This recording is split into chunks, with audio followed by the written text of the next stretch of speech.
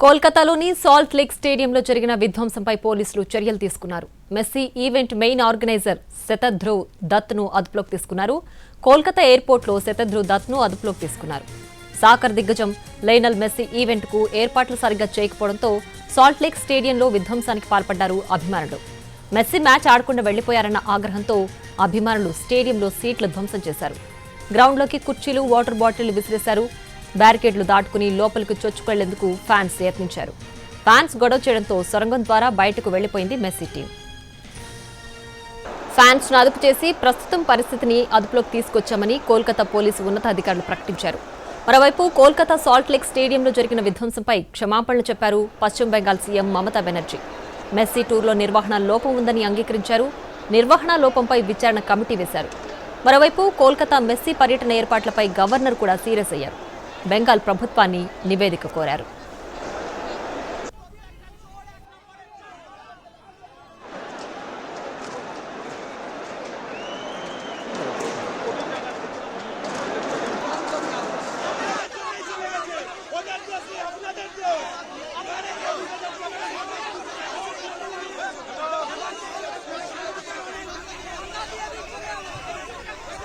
కోల్కతాలో మెస్సీ అభిమానులు అసహనం వ్యక్తం చేశారు. మెస్సీ వెళ్లిపోవడంతో అభిమానులు కోపంతో ఊగిపోయారు.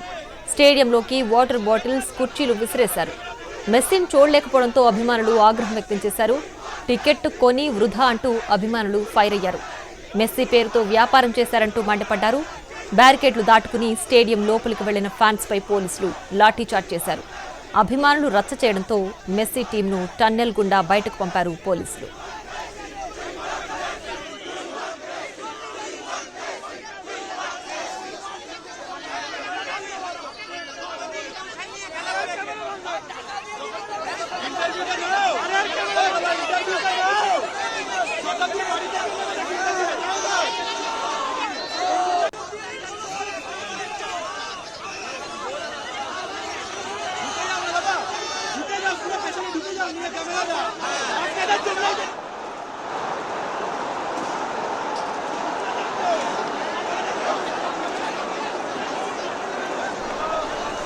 తెల్లవారుజామున కోల్కతాలో దిగిన మెస్సీ ఉదయం 11:30 సమయంలో సాల్ట్ లేక్ స్టేడియంకు వెళ్లారు.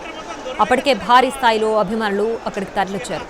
రాజకీయ నేతలు, ఫుట్బాల్ మాజీ క్రీడాకారులు, కోచ్లు, ఇతర సభ్యులు ఆయన్ను చుట్టుముట్టడంతో స్టాండ్స్ నుంచి ఈ స్టార్ను చూసే అవకాశం అభిమానులకు లభించలేదు. అతడి చుట్టూ ఉన్న వారిని దూరం జరిపే ప్రయత్నాలు జరిగినప్పటికీ అవి కూడా ఫలించలేదు. ఈ గందరగోళ పరిస్థితుల వల్ల ముందుగా నిర్ణయించిన 2 ఈవెంట్లను నిర్వహించలేకపోయారు. భద్రతా కారణాల దృష్ట్యా 10 నిమిషాల్లోనే అతడిని నిర్వాహకులు స్టేడియం నుంచి తీసుకెళ్లిపోయారు.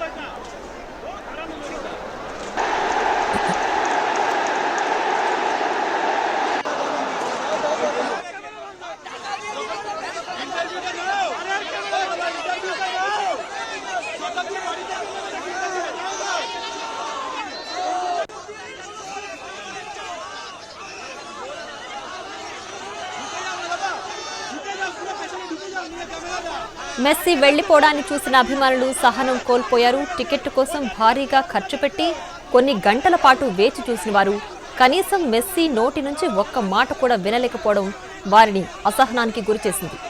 అతడు వెళ్లగానే సాల్ట్ లేక్లోకి దూసుకొచ్చారు. అక్కడ ఏర్పాటు చేసిన టెంట్లు, ఇతర తాత్కాలిక నిర్మాణాలను ధ్వంసం చేశారు.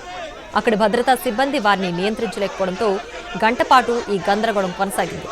ఈ ఈవెంట్ కోసం ఒక్కొక్కరు 4,500 నుంచి 10,000 రూపాయల వరకు ఖర్చు చేశారని తెలుస్తోంది. ఈ వ్యవహారంపై ఫిర్యాదులు అందడంతో నివేదిక ఇవ్వాలని సంబంధిత అధికారులను గవర్నర్ ఆదేశించారు.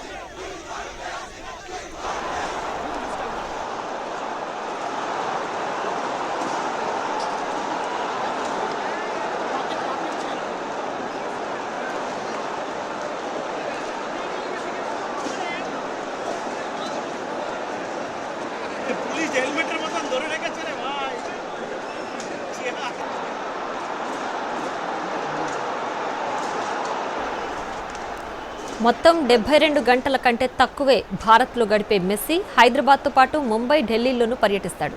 14న ముంబైలో, 15న ఢిల్లీలో పలు కార్యక్రమాల్లో పాల్గొంటాడు. సోమవారం ప్రధానమంత్రి నరేంద్ర మోడీని కలవడంతో గోటు పర్యటన ముగుస్తుంది.